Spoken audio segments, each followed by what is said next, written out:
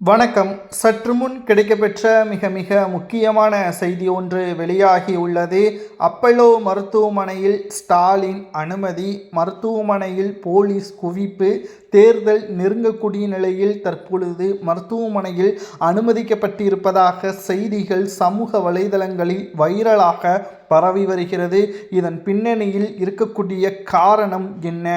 சட்டசபை தேர்தல் நடைபெறுவதற்கு இன்னும் 55 நாட்கள் மட்டுமே இருக்கக்கூடிய நிலையில் தற்பொழுது எதற்காக முதல்வர் ஸ்டாலின் அவர்கள் மருத்துவமனையில் அனுமதிக்க வேண்டும்? அவரது உடல்நிலையில் பிரச்சனை இருக்கிறதா என்று கேட்டால் அவர் தற்பொழுது நலமாகத்தான் இருக்கிறார். ஆனால் அனுதாப ஓட்டுக்களை பெறுவதற்காக ஸ்டாலின் அவர்கள் இந்த முடிவுகளை மேற்கொண்டிருப்பதாக தகவல்கள் தற்பொழுது கிடைக்கப்பெற்றுள்ளது.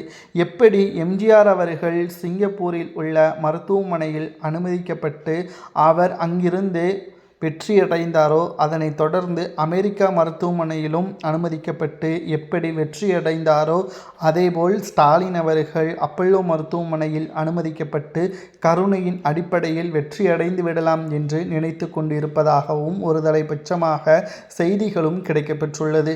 ஆனால் அவர் நலமாகத்தான் இருக்கிறார், அவரது உடல்நிலையில் எந்த ஒரு பிரச்சனையும் இல்லை என்ற தகவலும் தற்பொழுது கிடைக்கப்பெற்றுள்ளது. ஏனென்றால் சட்டசபை தேர்தல் நெருங்கிவிட்டது. 55 நாட்கள் மட்டும்தான் உள்ளது. ஏற்கனவே திமுகவின் அமைச்சர்களது செயல்பாடுகள் சரியில்லை. தற்பொழுது வரை ஆசிரியர்களது வேலைவாய்ப்பு நியமனம் என்பது கிடப்பில் கிடைக்கிறது. செவிலியர்களது வேலை உறுதி கிடப்பில் கிடைக்கிறது. நேற்று முன்தினம் கூட குரூப் 2 எக்ஸாம் ரத்து செய்யப்பட்டது. தேர்வு எழுதி கொண்டிருக்கும் பொழுது ரத்து செய்யப்படக்கூடிய கொடுமைகள் எல்லாம் தமிழ்நாட்டில்தான் நடக்கும் என்று பாஜக, அதிமுக போன்ற கட்சிகள் கூறி வருவதும் குறிப்பிடத்தக்கது.